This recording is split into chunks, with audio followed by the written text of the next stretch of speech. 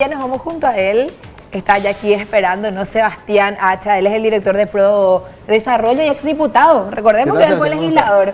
¿Cómo estás, Robert? Excelente. Lai.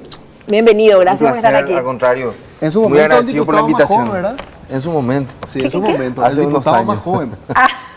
En el Hace unos 2003. años, en 2003. Escuché mal, escuché que le decías cuando eras más joven. No, en su momento fue el diputado más joven. Era más joven, de Después todas creo maneras. que vinieron otros que estuvieron por ahí cerca. Estuvieron cerca, sí, estuvieron cerca. Porque pero de todas Sebastián maneras, fue diputado cuando tenía 28 años. 26. 26 años. 26, Sebas. Sí, los 26. No es recomendable para la salud. No, absolutamente. Le aclaro que no lo intenten en casa. Sí. Después se encargó de recuperar todo el tiempo perdido. Tiene 9 hijos. por ahí. Seis hijos. 6 hijos, Muy bien, exactamente. me parece fantástico. Hay que repoblar. Cumplir con la curva demográfica para que no baje. Bien, ustedes presentaron la semana pasada, si mal no recuerdo, los resultados de este estudio que ustedes ya realizan Sí. anualmente de la economía subterránea. Anualmente es el periodo. Este es el séptimo año y con algunas novedades importantes.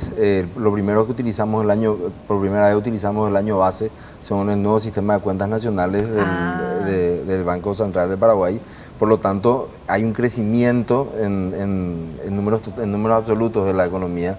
Salta a unos 16.000 millones de dólares, lo cual era predecible porque debemos medirlo de acuerdo a los datos del Banco Central. O sea, el tamaño de la economía, aquí hay una cuestión que pareciera abstracta, como bien lo señalaba Gladys, pero es fácil de explicar. El tamaño de la economía se mide en función al tamaño del PIB.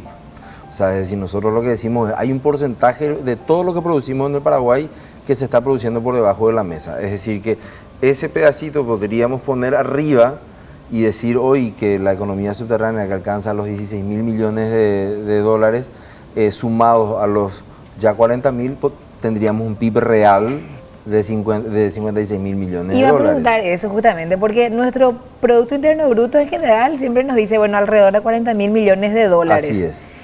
Y ahora sumamos la parte de la economía subterránea. la parte de la economía subterránea en un ejercicio de ficción, digamos, porque en puridad hay actividades dentro de la economía subterránea, se subdivide en las que son informales y las que son ilegales. Aquellas que son informales como evasión de impuestos, contrabando, es decir, pueden ser subsanadas con el pago, con el ingreso de esa actividad económica al circuito legal.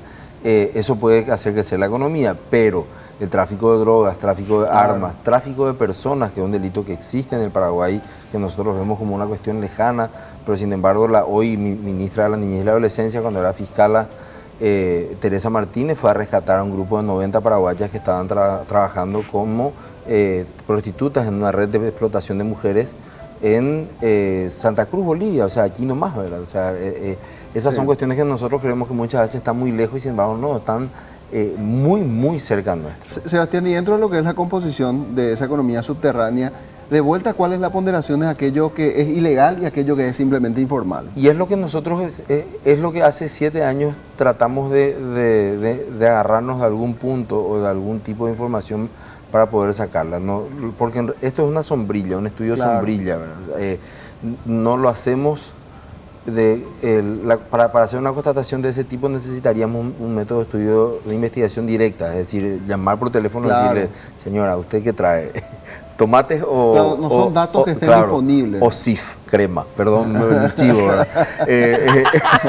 Pero así, porque son las cosas que más los domisanitarios y las verduras son como el pan nuestro de cada día en nuestro comercio fronterizo, porque el 60% de la población paraguaya vive en zona de frontera. Entonces eso también es otro desafío para nuestra economía. ¿Por qué te decía esto? Porque en virtud de las noticias que estamos pasando día a día, y si nos basamos, por ejemplo, en lo que se fue a ofrecer Cintia Tarragó, de acuerdo a la investigación que hizo FBI, decía, Paraguay es sumamente vulnerable y ni siquiera está en el radar de ustedes. Y ella lo que estaba ofreciendo era lavado de dinero. Sí, realmente fue terrible leer el acta de imputación, es muy doloroso. Primero porque, bueno, lógicamente nadie espera que una persona que ocupó un cargo de diputado esté en ese momento diciendo, ¿saben qué? Paraguay es el lugar ideal para lavar dinero. Que es lo mismo que en febrero de este año escribió un artículo Emanuel Ottolenghi, quien le conocemos, periodista, investigador, muy crítico con el tema de la informalidad y de la ilegalidad en el comercio paraguayo, en la opacidad del comercio paraguayo, y escribe en Foreign Policy, en una de las revistas más prestigiosas en materia de política internacional en los Estados Unidos: Paraguay es un paraíso para el lavado de dinero. Entonces, pareciera ser que ese artículo precedía lo que a esta declaración que ahora la conocemos, nada menos que por un acta de procedimiento de los organismos de seguridad de los Estados Unidos. Bueno, ¿y de qué es lo que hablamos cuando nos referimos a estas actividades? De todas las actividades legales e ilegales que de alguna manera generan dinero en nuestra economía. Con esto no estamos fomentando la actividad ilícita, ojo, pero estamos describiendo una realidad, que allá, qué sé yo, en la zona norte del país se planta marihuana y el ingreso de esa marihuana hace que muchas familias sobrevivan hoy. ¿Se acuerdan de la declaración del intendente Camarembe que había dicho: yo ya no puedo más hacer nada, yo ya no voy a hacer más nada para que la gente, porque el único rubro para vivir es la marihuana? Totalmente. Y él vino y solicitó que, por favor, me acuerdo en aquella oportunidad, fue en el gobierno anterior, dijo: ya no podemos más vivir y tenemos, por favor, que se legalice este tema de la marihuana. Es que nosotros desde el 2013 a hoy fuimos variando el enfoque del tema. Antes lo decíamos: esto es una cuestión pecaminosa, es grave, esto no podemos permitir. Y después empezamos a leer mucho, a investigar mucho sobre el tema de economía del comportamiento, el Behavioral Economics, lo que hace Richard Thaler, que fue premio Nobel de Economía en 2017, Daniel Kahneman ya lo hacía también allá por el 2002, que también fue premio Nobel de Economía. Lo curioso es que Thaler y otro psicólogo, ellos son psicólogos, que es Dan Ariely, estudian el tema de la deshonestidad como tal. Entonces, hace 3 años más o menos hicimos un giro y empezamos a analizar el tema de la deshonestidad. ¿Por qué? Porque en la teoría de Kahneman, su libro tan interesante, Piensa rápido, piensa lento, él explica que cuando la persona no tiene nada que ganar, no va a arriesgar absolutamente nada. Entonces, lo mismo dice Ariely, sin citarse unos a otros, ¿verdad? Porque esos son los celos que existen a nivel académico, ¿verdad? Dice, yo tengo que establecer un comportamiento que en un experimento que hace, es genial, la última charla en TED que salió el martes de la semana pasada, 2 días antes de mi presentación, y yo la utilicé, era cómo ahorrar para los hijos. Y él hace un experimento y uno de los métodos era una moneda que tenía 24, era como la raspadita, ¿se acuerdan la raspadita? Bueno, entonces uno tenía que raspar cada día que ahorraba para el hijo, para dejarle algo a los hijos. Y probaron cartas de los hijos, cartas de otros padres, estudios, hacerle leer artículos. Nada de eso funcionó, la raspadita funcionaba. Entonces uno dice, ¿qué es lo que él dice? El cerebro humano, nosotros construimos instituciones como la Secretaría de Estado de Tributación, como la aduana, como el IPS, entidades perceptoras por excelencia.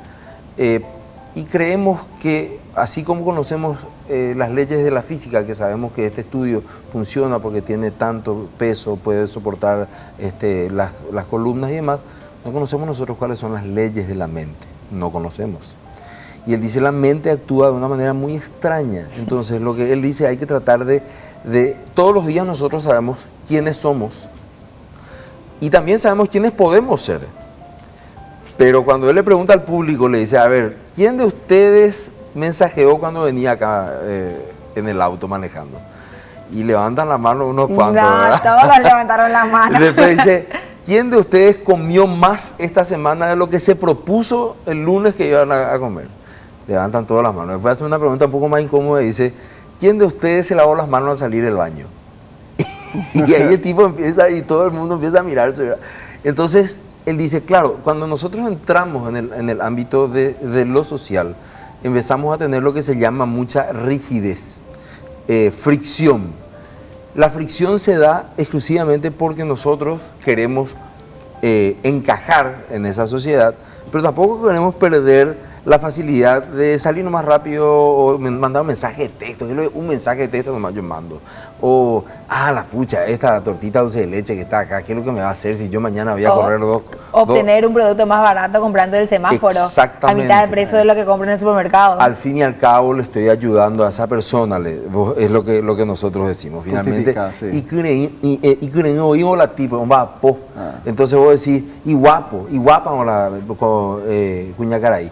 Y en realidad los efectos de la economía informal se notan a largo plazo.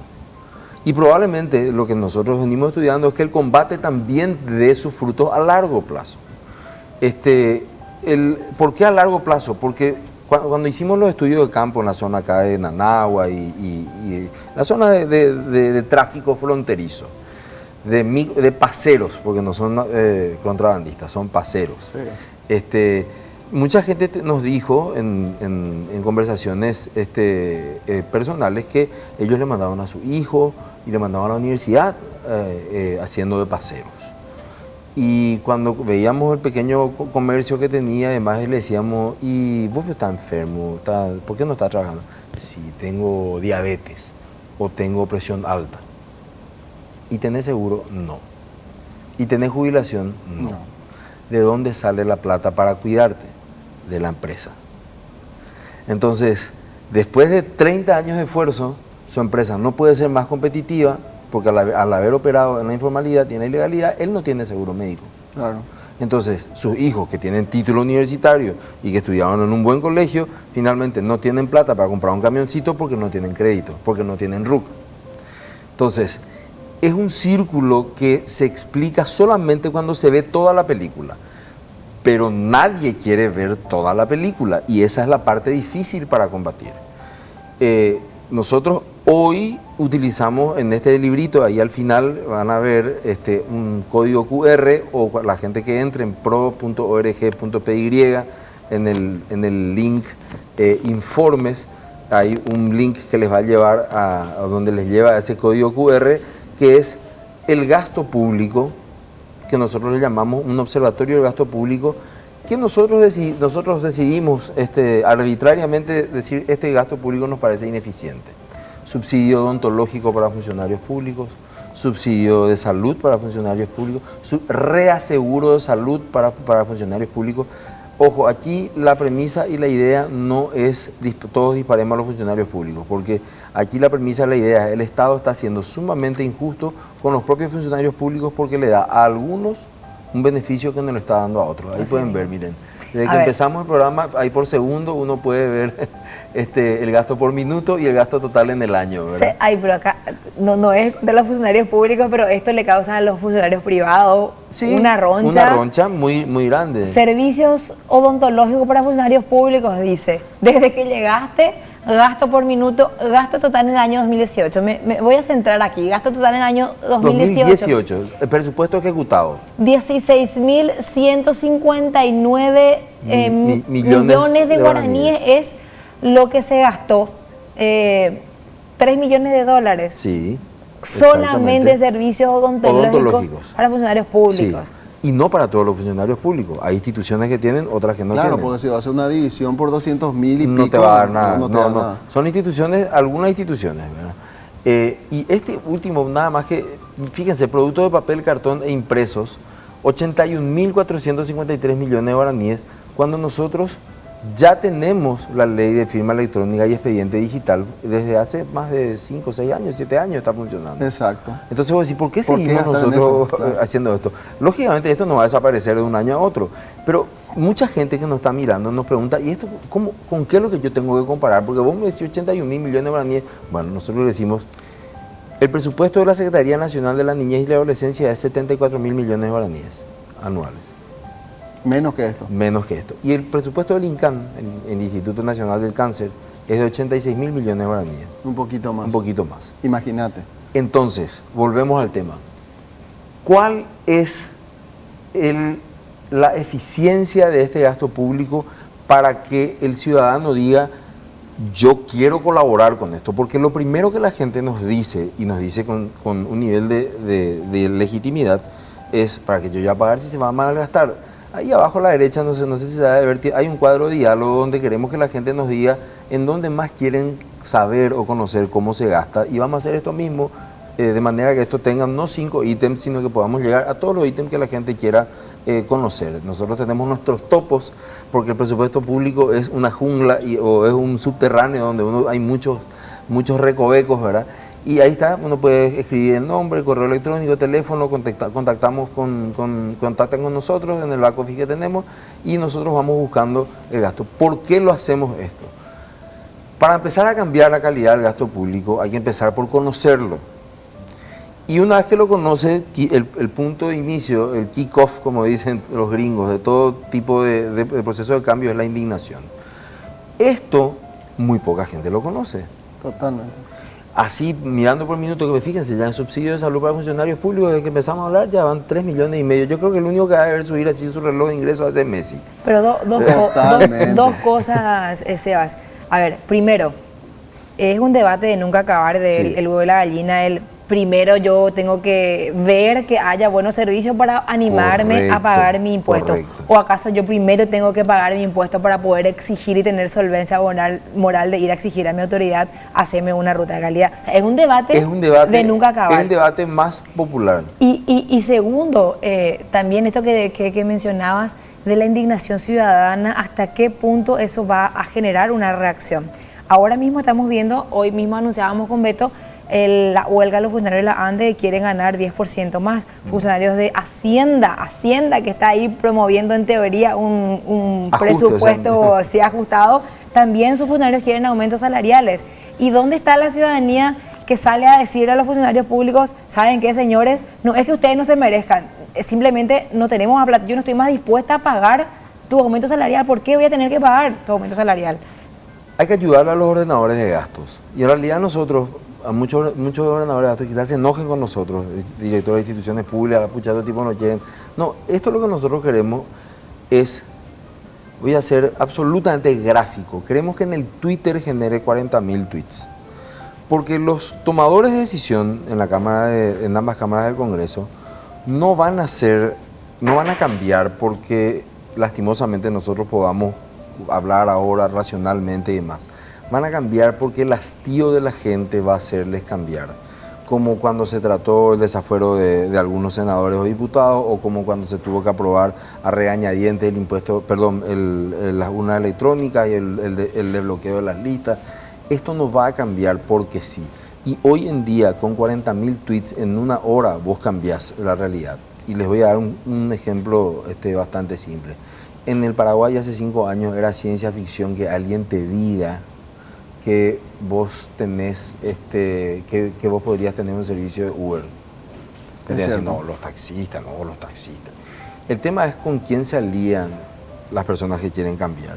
Si vos te alías finalmente con el beneficiario final, que en este caso es el contribuyente, que en el caso de que yo les decía del transporte es la gente que tiene una posibilidad de un transporte nuevo, entonces los tomadores de decisión, mal que les pese, van a tener que cambiar su posición. Eso me hago cargo de esa tesis porque la comprobé empíricamente y no tengo los datos científicos para decir cuál es el momento que se hace clic. Pero hoy en día una política pública que no tenga el acompañamiento de 40.000 tweets está muerta. Está muerta. No va a pasar. Así también como vemos que de repente surge el tema, temas que conmueven, no hago juicio de valor que sean buenos o malos, al contrario, son buenos. Como la ley Anita, que conmueve a todo el mundo, ¡pum!, sale la ley. Ayer ya veía a varios parlamentarios proponiendo el tema de la televisación del fútbol porque la empresa que transmitía tuvo problemas. O sea, hay que entender que con ese nivel de oportunismo se legisla. Y no lo estoy diciendo como en forma peyorativa, estoy haciendo una descripción. Porque nuestra vida pasó de ser inmediata a ser instantánea. Cuando Robert o Gladys se iban a la Cámara, cuando éramos un poquitito menos jóvenes, para cubrir, sabíamos y le encontraban a muchos parlamentarios leyendo el diario del lunes. Totalmente. Para hacer proyecto de ley a futuro. Hoy en día ven el trending topic del día. Así se marca la hoja de ruta. Esa es la agenda, o sea, es algo impresionante, incluso con fake news. O sea, te dicen, ¿saben qué?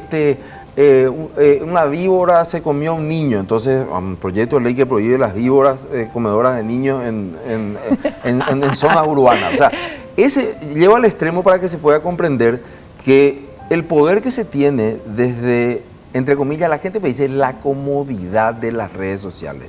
El año pasado, solamente el año pasado se votaron más de 300 referéndums en Suiza, lógicamente estamos hablando del primer mundo, etcétera, a través de internet. Sebas, mira que vamos a hablar toda la mañana Sí, de este perdón, tema que nos yo me entusiasmo apasiona. y así No, y yo empezamos, también. ¿verdad? Hasta el punto nos quedamos callados porque verdaderamente estaba muy interesante, Sebastián. Y esto que ustedes hacen de visibilizar por ítem cómo se ejecuta nuestro presupuesto, Sí. también tiene que generar indignación. Yo me imaginaba, por ejemplo, una carrera entre los gastos salariales versus la inversión de salud pública. Estaría muy bueno hacer eso. Pero tipo carrera. Pero podríamos hacer eso, me está dando ideas, porque en realidad esta es una plataforma que nosotros podemos utilizarla de una manera muy plástica. Y la comparación, como les decía, nos tenemos que tratar de incluir comparaciones para que la gente pueda comprender. Claro. ¿Cuántos son 7.000 millones de guaraníes? O sea, ¿cuál es lo que es el presupuesto? ¿Qué podría hacer yo con eso? ¿Qué podría hacer con los 81.000 millones de guaraníes? Otro Instituto Nacional del Cáncer, Exacto. Por ejemplo. ¿Cuántas escuelas, cuántos caminos? Sebastián, muchísimas gracias. No, por favor, al contrario, gracias a ustedes que un año más nos hacen el aguante. Para nosotros es muy importante tener este tipo de espacios, que la gente conozca esto. Antes lo mostrábamos como una cuestión pecaminosa, hoy lo mostramos como una cuestión de oportunidades. Sí. Si nosotros redujésemos la mitad de esta economía informal, tendríamos 800 millones de dólares de fondos genuinos obtenidos para impuestos, y te puedo asegurar que una vez que uno paga los impuestos empieza a controlar el gasto. Por eso es que nosotros no hacemos esto, porque estamos en la lista de los tontines que pagamos todos nuestros impuestos. Sí, yo también, yo defiendo lo del pago de impuestos. Yo también, porque eso quedó flotando. Nosotros decimos, miren, hay que pagar los impuestos. El año pasado le dijimos al gobierno, pero ni un impuesto más.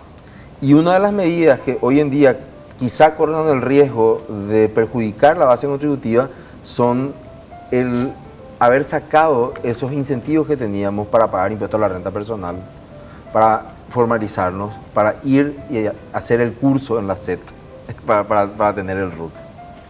Bien, vamos a hacer una pausa. Gracias, Sebastián. Gracias a ustedes nuevamente. En esta media mañana, enseguida, volvemos con mucho más. 10:39, si es que la miopía no nos Sí, falla. 39. Enseguida volvemos con mucho más.